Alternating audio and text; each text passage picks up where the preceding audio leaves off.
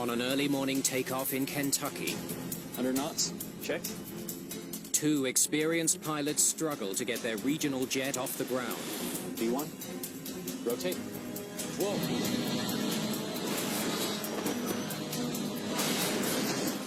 And crash into a nearby field.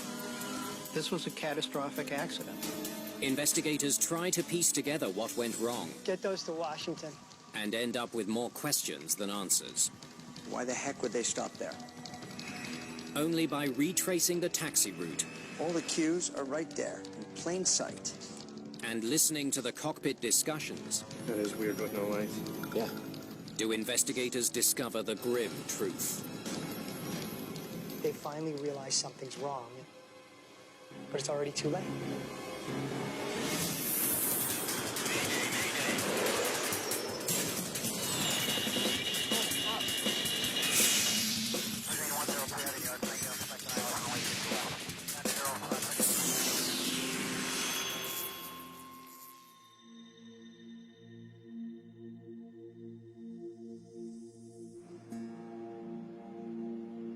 It's almost 6 in the morning in Lexington, Kentucky.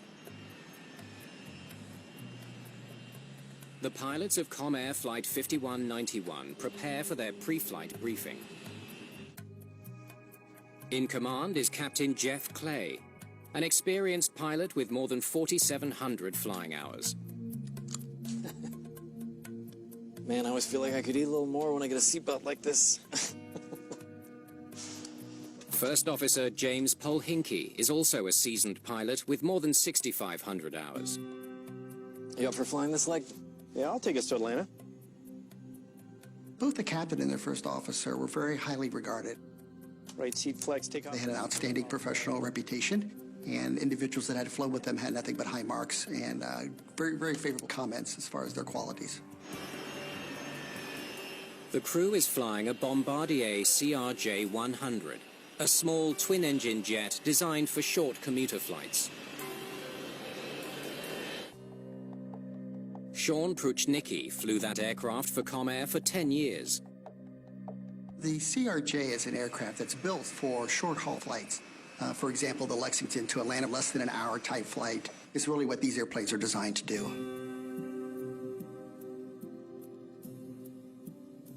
Ladies and gentlemen, we'd like to take this time to welcome you on board Comair Flight 5191, direct to Atlanta. We'll try to keep it as quiet as possible. Hopefully you can catch a nap on the way there. It's our pleasure having you on board today.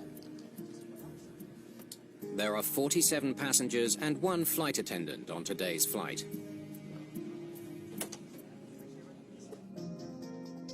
The pilots begin their briefing. Right flex takeoff procedures off of, he said what runway? 24? It's 22. Something that we do prior to takeoff is we do a flight briefing between the two crew members.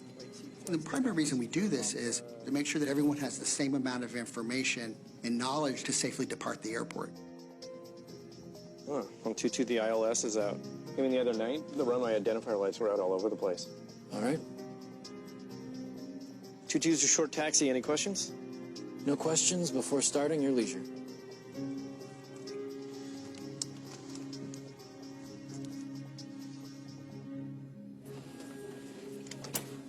In the cabin, passengers prepare for takeoff. Seatbelt, please.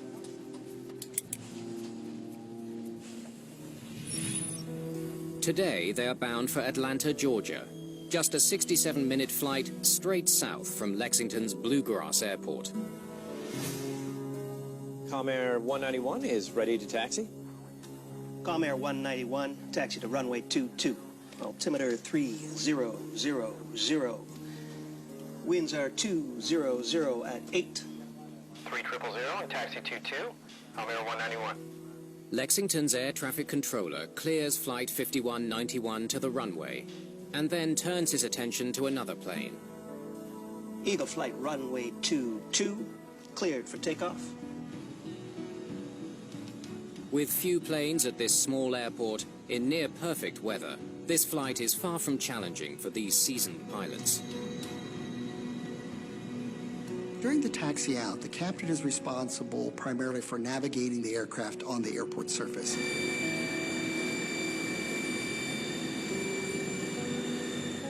first officer is running numerous checklists and verifying that the aircraft is safe for departure.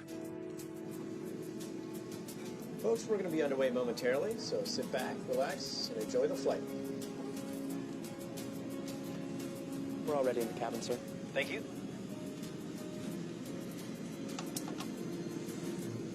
Cabin reports received. Before takeoff checks complete. Ready. All set. At your leisure, Comair 121. Ready to go. Comair 191. Lexington Tower. Fly runway heading. Clear for takeoff. Ugh. Runway heading clear for takeoff, 191.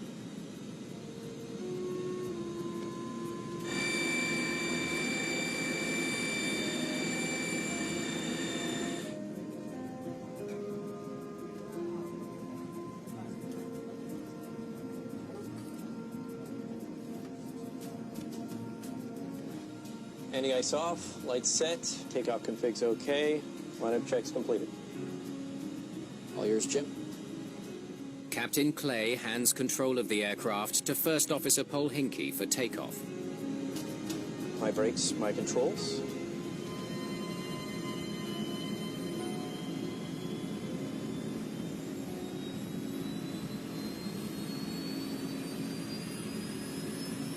Set thrust, please.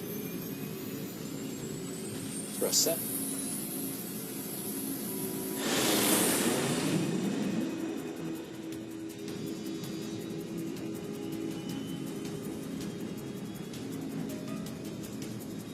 That is weird with no legs. Yeah.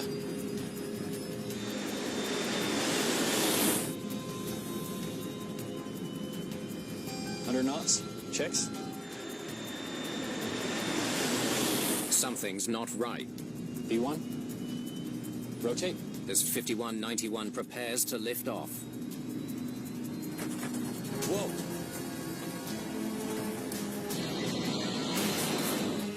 Damn it!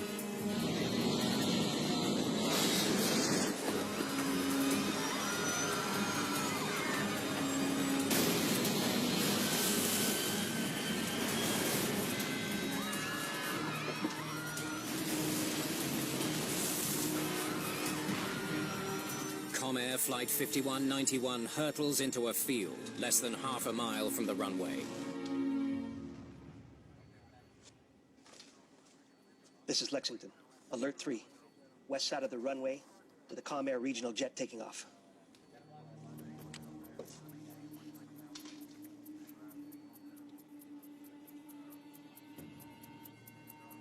We knew something was wrong. We never get an alert 3. We never get one. Public Safety Officer Pete Moppin rushes to the scene. It's hot. I mean, it's very hot. There were explosions. Can we save anybody? That was what I was thinking when I saw this ball of fire.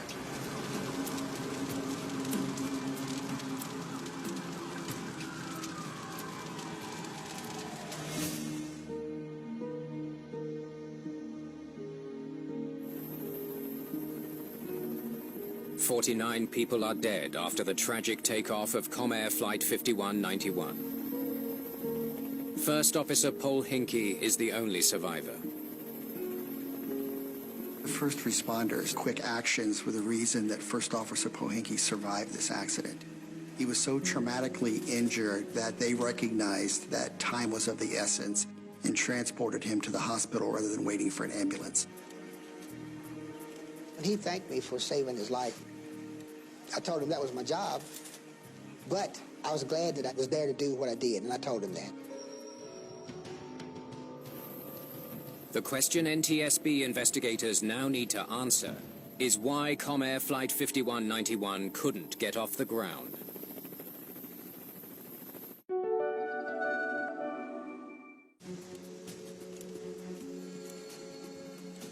As soon as the fires are put out and the crash site is safe, NTSB investigators begin looking for clues to discover why Comair Flight 5191 crashed less than half a mile from Lexington's Bluegrass Airport. Make sure every scrap is documented. We need a clear picture of the path this plane took before impact. Lead investigator Joe Seedor is among the first to arrive at the crash site. In this case, it was quite interesting because initially we didn't have much. An airplane had crashed. We didn't know if it was on the airport, off the airport. We actually started at the final resting place for the wreckage, and then we walked back towards the airport. First impact point is there.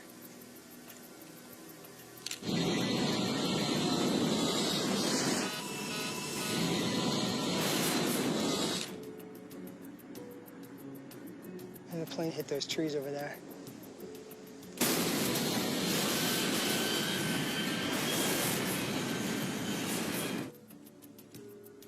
Those impact marks aren't more than 20 feet up those trunks. We were looking at the trajectory of the airplane. Clearly looked like it took off just about the end of the runway and immediately started contacting trees into the wreckage site.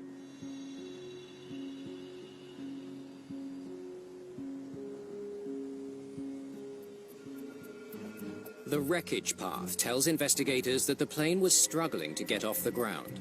Was it engine trouble or something else? It looks like they took off from runway 26.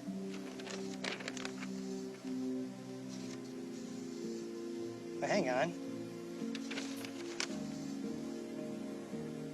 26 wasn't in use last night. Lexington Airport has two runways, runway 26 and runway 22. According to the flight plan, they were supposed to take off from runway 22. So how the heck did they end up over here? Investigators are surprised to discover that Flight 5191 took off from the wrong runway. Well, at that point in time, because we knew that it was a wrong runway takeoff, the question is why, right? And it's one that doesn't make sense. Did they misunderstand their instructions or deliberately change their plans to take off from a different runway? There's got to be something on that CVR about why they were on runway 26. Get those to Washington. The flight recorder and the cockpit voice recorder were retrieved and flown back here to Washington, D.C. But being on the wrong runway doesn't explain why the plane barely made it off the ground.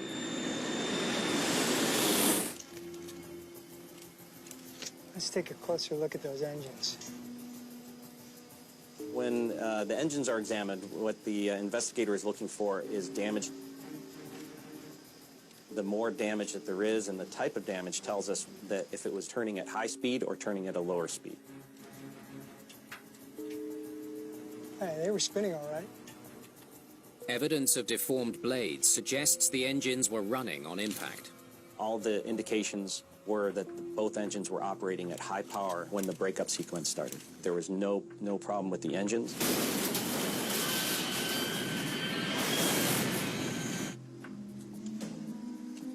Something else must have kept them from getting airborne. Maybe they were too heavy? With engine failure ruled out, the team wonders if the plane was loaded with too much weight to take off. There's a certain maximum weight that the aircraft can take off safely with. So what we do is we calculate the load that's on the aircraft at the time of the accident.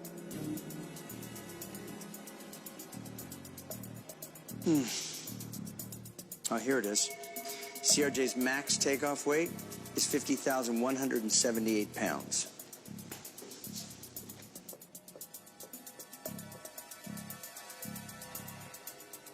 And the load manifested, the plane weighed 49,087 pounds on that day. It's close, but it's within their limit. The aircraft wasn't too heavy to take off. In that aircraft on that day, with that weight, how much runway would be needed to take off safely? Using the actual weight of the aircraft and the CRJ-100 specifications, investigators calculate how much runway the plane needed to lift off.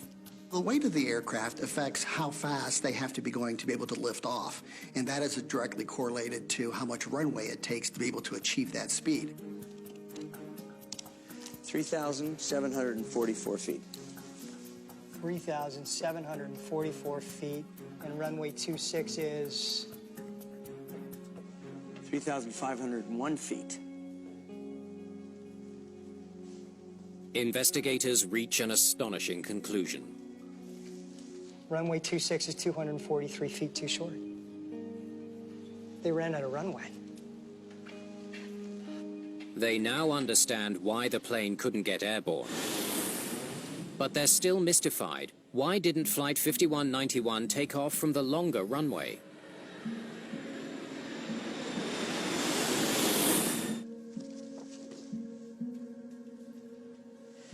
Hate to say this, but you're not going to get any answers from the first officer either. His injuries are very severe. The first officer is medically unfit to be interviewed. It's a big loss to the investigation. It can be frustrating when you're not able to speak with people that you'd like to speak with, but as investigators, we need to work with the data that we have. Investigators look for other clues that might reveal why Flight 5191 ended up on a runway they were not cleared to use. All right, they left the gate here. They taxi along here. They're supposed to leave from runway 22 here. But they end up here. The question is, why? So when we were looking into trying to understand why this flight crew thought they were on runway 22, we looked at anything that was different, anything that the flight crew may have misunderstood with regard to both the airport and the charts or any of their training. Hey, look at this. Our guys got some shots of the runway.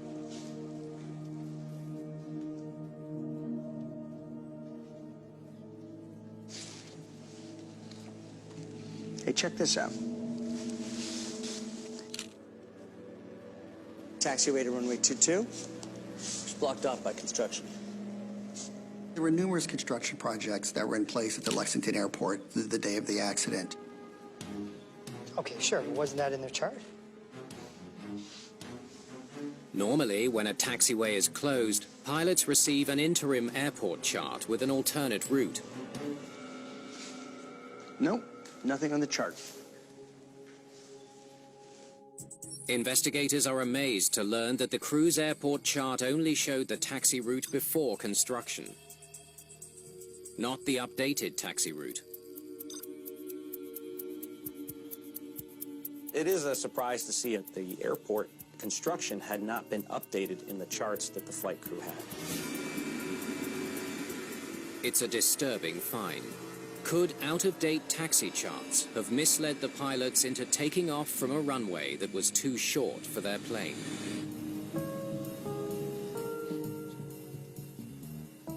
So they get out there and they find their taxiways blocked, and they don't have anything to tell them how to get to runway 22.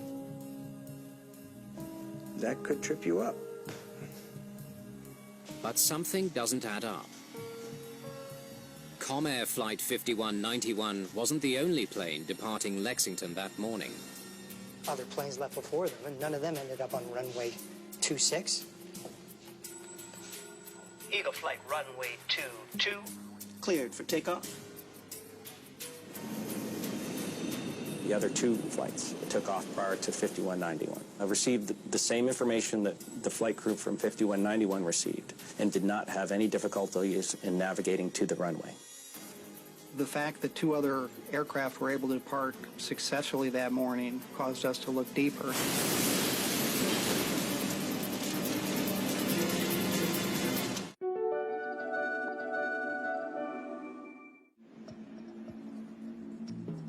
Maybe there's something on the security footage. Investigators turn their attention to CCTV footage in the hopes that it will explain why Comair 5191 took off from the wrong runway.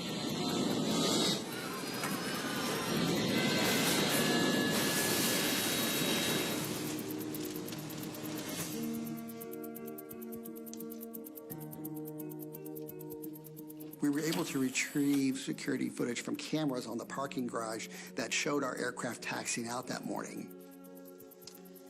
All right, let's see what they were actually up to. Investigators quickly confirm how straightforward the taxi route was. Taxi's short and there's not another aircraft in sight. Our assessment, based on examination of surveillance video, showed that it was a nominal taxi. The taxi route from the ramp to runway 22 was straightforward and only required one runway crossing, 26. Wait, stop it right there.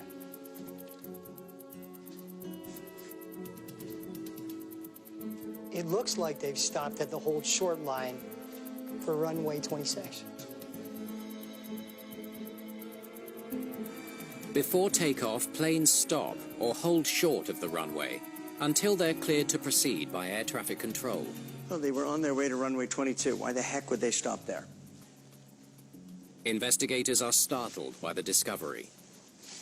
We noticed at that time that the aircraft had stopped prior to runway 26 for over 50 seconds. This is unusual because there was no real reason for them to stop there. We need to see the taxi route. All right.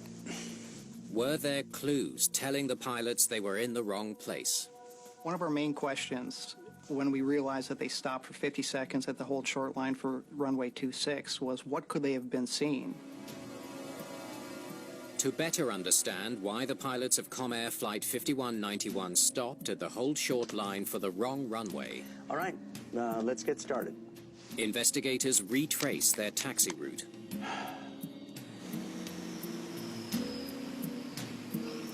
We wanted to understand what the flight crew was seeing.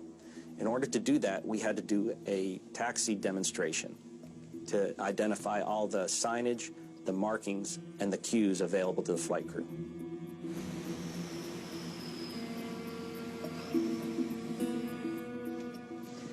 Here on the left, there's a sign for runway 26. Straight ahead, I can see the hold short line for runway 26. I mean, it's as clear as day. Things that we were looking for during that taxi demo were things like the quality of the markings on the taxiway, the signage, whether it was illuminated or not. The taxi line splits three ways. Investigators can see what the pilots would have seen from the hold short line for runway 26. The line on the left goes to runway 26. The line in the middle is the route to runway 22. The line on the right is runway 22's old taxi route, blocked by barricades. I can clearly see the sign is telling us that we're at the hold short line for runway 26. I mean, it's hard to miss that. Investigators discover that the crew had clear cues that they were at the hold short line for runway 26, not 22. The question remains, how did they miss those cues? Okay, let's go to 26. The test plane follows the line on the left to runway 26. Okay, see? That's where they should have taken the taxi route and stopped the hold short line for runway 22. Investigators are surprised to learn that even as Flight 5191 was turning onto runway 26, the crew had a clear view of the sign pointing to the runway they were meant to be on. There were no features in the environment in terms of the signs, marking, or lighting that showed they were on runway 22. All the cues are right there, in plain sight. Joe Sedor then uncovers one more disturbing fact. When we taxied from the taxiway onto and turned onto runway 26, all of the lights on runway 26 were out, and there was no lights in the distance.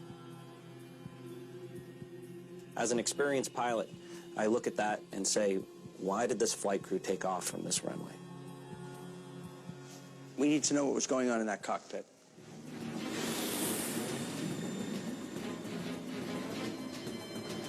That is weird with no lights. Yeah. The cockpit voice recorder from Comair Flight 5191 is finally ready to be reviewed. Okay, let's hear what we've got. It may be the only hope of explaining why the crew ended up on an out-of-service runway, instead of the one they were cleared to use. In this type of human factors accident, it's very difficult because we have to try to determine what the pilots were thinking. The main tool that we use in order to determine that is the cockpit voice recorder. The CVR was very important in understanding what the flight crew was talking about and what they were doing during the taxi and the takeoff. Go for flying this leg? I'll take us to Atlanta. Okay, so the first officer is going to fly. That's standard stuff. The flight crew were conducting themselves in a professional manner. For our own briefing, Comair standard, run the checklist, your leisure. Keep me out of trouble, I'll do the same for you. I'll do the same. Whenever you're ready. Okay, here comes the taxi brief. Flight seat flex takeoff procedures off You said what runway, 24? That's 22. 22. The ILS is out on 22. Came in the other night, the runway identifier lights were out all over the place. All right. 22's a short taxi. Any questions? No questions before starting at your leisure. Something in the briefing surprises investigators. Wait, stop it right there. Is that not a short brief to you? They discover that the crew used an abbreviated version of the taxi brief, called Comair Standard. Pull up the Comair standard taxi brief.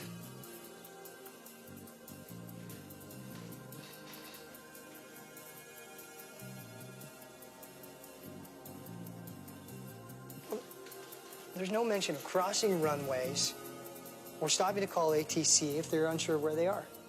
Investigators are baffled to discover that even the shortened taxi brief with 8 checklist items, including a very crucial one, wasn't followed.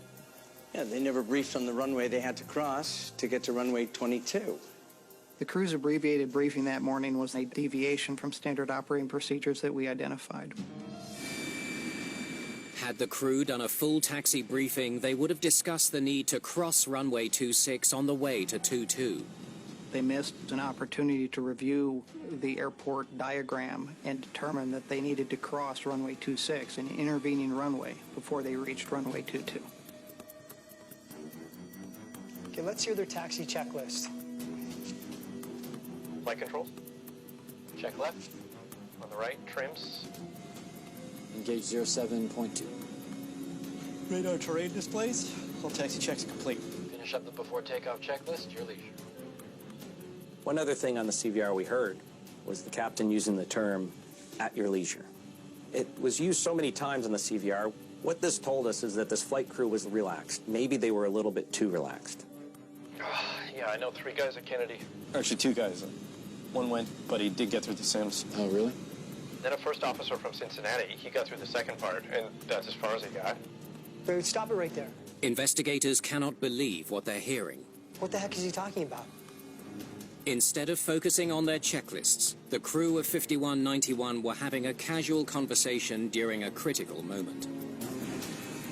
It's a major breach of what's called the sterile cockpit rule. The sterile cockpit rule requires that pilots refrain from non-operational conversation during significant portions of flight. One of the key reasons for the sterile cockpit rule is that non-pertinent conversation can be distracting. And that's as far as he got. And then he actually got offered the position. Did he take it, or? Yeah, he took it.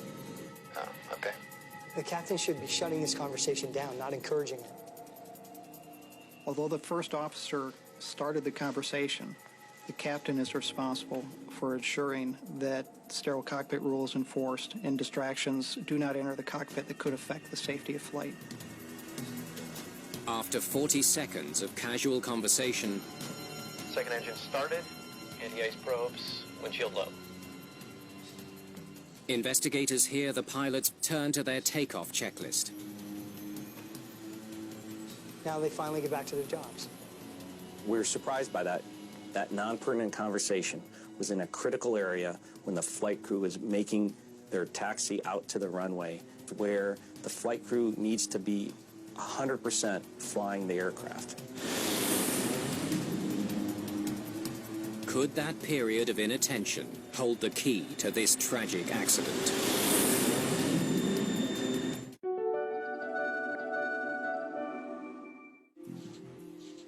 Okay, let's see what we've got so far. Investigators wonder if a casual conversation is at the heart of the crash of Comair Flight 5191. We skipped out at a briefing that would have told them they needed to cross 26 to get to 22. Then for almost a minute, they violate the sterile cockpit rule. Let's see what happens when they get here. Investigators hope the crew will give some indication why they stopped at the hold short line for runway 26. Thrust reversers are armed. Autocross flow is manual. Ignition is off. Altimeters are 3000, across the board, cross-checked. I'll check in with the cabin. That's it? It was surprising to us that there was no conversation about their location on the airfield or confusion about it while they were holding short on runway 26. We know they were distracted, but when they stop their chit-chat, they don't seem to recognize, know, or check where they are. We got no information based on the conversation of the flight crew while they were holding short that they were disoriented.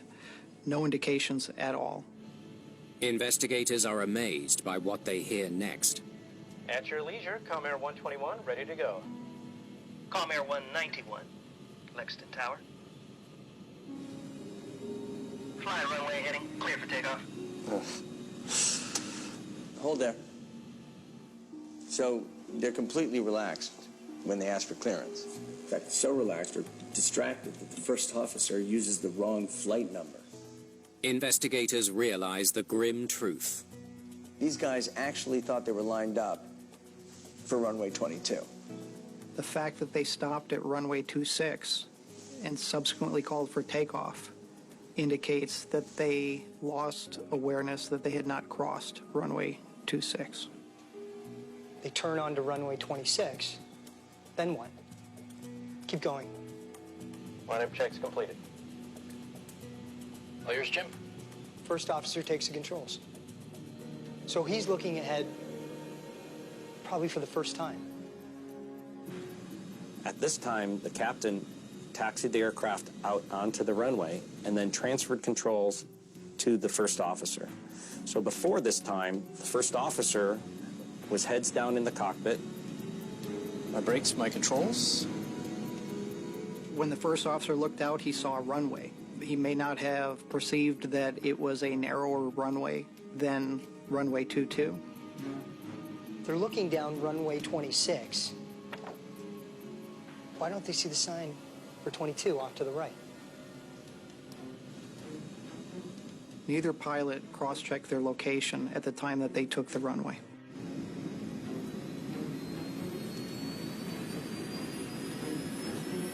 Set thrust, please. Thrust set.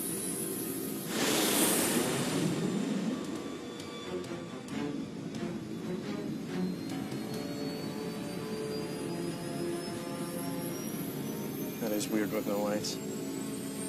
Yeah. Hold on. Runway 26 is not in use, so it's not lit. They see the lights for 22 until they cross it.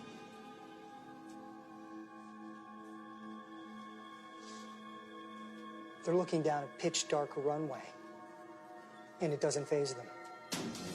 Investigators wonder if the pilots were confused about what the runway should have looked like.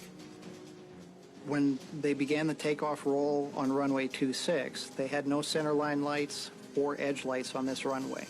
However, based on the first officer's previous experience the night before, he did not expect to see lights. The ILS is out on 22. Came in the other night, the runway identifier lights were out all over the place. And so it would not necessarily have been an unusual sight picture. Such decision-making based on a person's mistaken assessment is called confirmation bias. Confirmation bias is where the flight crew expects something to be there, even though it might not actually be there. He noticed there was no lights on the runway, but he just accepted the fact. What happens next?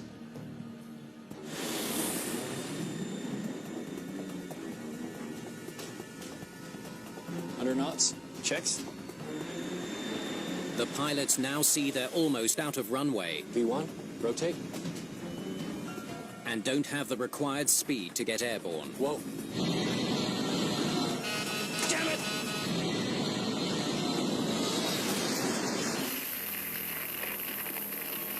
That's it. They finally realize something's wrong, and it's too late. Based on our calculations, the crew needed to recognize that they were on the wrong runway and successfully reject the takeoff about 20 seconds into the takeoff roll. However, their recognition did not occur until much later when the captain called rotate at a lower speed than what was required.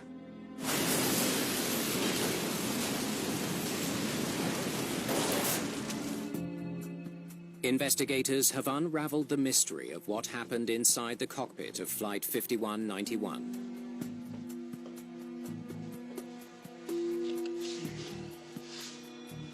They started by skipping the full briefing. And then after a long discussion about the airline, they lose sight of where they are. They stop at the wrong place, and they completely miss all the signage that they're at the wrong runway. By the time they figure out the mistake, it's too late. These guys are going through the motions when they should have been at full attention. The crew's failure to use available cues and aids to identify and check the plane's location led to the tragedy of Comair Flight 5191.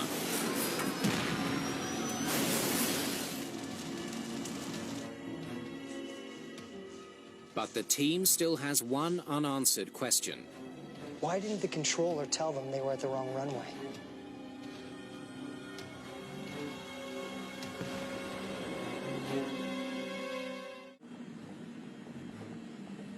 Investigators wonder if the air traffic controller of Comair Flight 5191 could have picked up the crew's error and prevented the accident. Happy to answer any questions.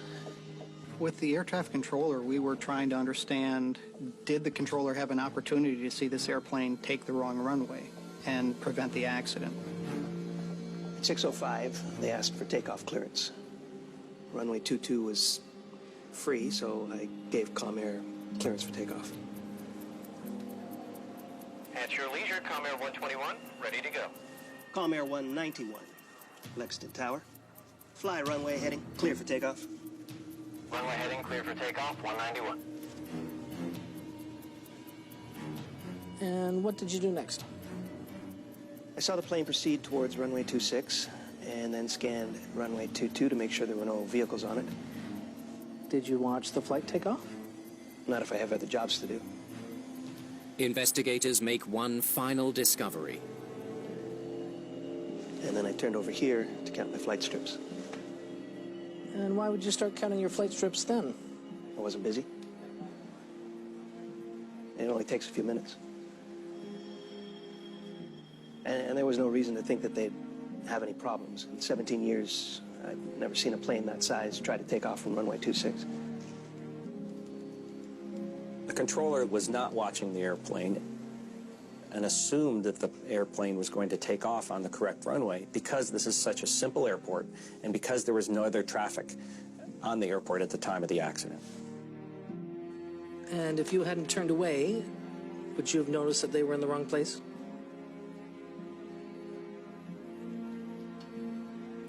I might have. FAA regulations do not require controllers to monitor every takeoff. But if the controller had been watching the runway instead of counting flight strips, he might have noticed Flight 5191's mistake. He was not actually required, nor are any controllers required, to actually watch an aircraft during its takeoff roll. Had they been required to do that, this would have given an opportunity to have the takeoff aborted. The NTSB concludes that several factors led the pilots to lose track of their position on their way to the runway. Contributing to that was the flight crew's failure to maintain sterile cockpit and to have a non-pertinent conversation prior to takeoff. This crash happened because of a period of distraction during what was perceived as a relatively simple taxi. And it illustrates the perils of distraction in that it can take you off task. It can cause you to lose awareness. And in this case, both crew members lost awareness of where they were on that airport surface and made a mistake that was extremely consequential. Among the NTSB's recommendations is a basic technological change to prevent pilots from getting lost. The CRJ-100 at the time had sophisticated avionics, but it lacked a simple GPS system available in cars of the same era. Install moving map GPS displays in CRJ-100 cockpits. The NTSB also makes recommendations for flight crews. Require pilots to check that they are at their assigned runway before crossing the hold short line.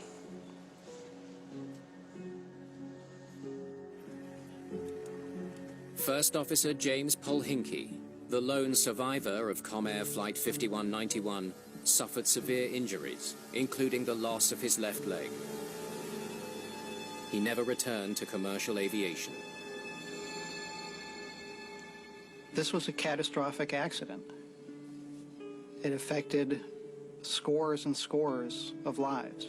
But the legacy of this accident are the safety changes that have been made to prevent this type of accident from happening in the future. This accident shows that there are threats in any environment, no matter how docile they seem, and that flight crews have to be aware and have to be looking for all the threats at all the time.